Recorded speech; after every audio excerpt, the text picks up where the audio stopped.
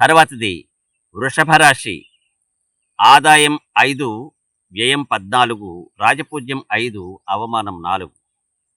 కృత్తిక 2, 3, 4 పాదములు, రోహిణి 4 పాదాలు, మృగశిర 1, 2 పాదములు ఈ రాశిలోకి వస్తాయండి.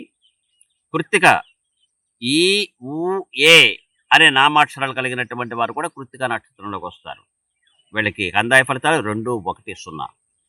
రోహిణి 4 పాదములు, ఓ, వా, వి, ఊ అనే అక్షరాలు కలిగినటువంటి వారు కూడా ఇందులోకి వస్తారు. వీళ్ళకి కందాయ ఫలితాలు 5, 2, 3. మృగశిర 1, 2 పాదములు ఈ వృషభ రాశిలోకి వస్తాయండి. వే, ఓ అనే అక్షరాలు కలిగినటువంటి వారు కందాయ ఫలితాలు 0, 0, 1. ఈ వృషభ రాశి వారికి సంవత్సరం ఆదాయం 5, వ్యయం 14.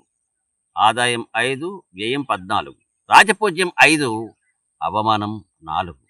ఇది వృషభ రాశి యొక్క సంవత్సర ఫలితాలు. ఈ రాశి వారికి సంవత్సరం అనుకూలంగా ఉంది, చాలా బాగుంది. కానీ బంధుమిత్రులతో కలహాలు వచ్చే ప్రమాదం ఉంది, మోసపోవడం జరిగే అవకాశం ఉంది. కనుక అందరూ కూడా జాగ్రత్తగా భగవన్ నామస్మరణంతో జీవించండి, అన్ని శుభాలు కలుగుతాయి.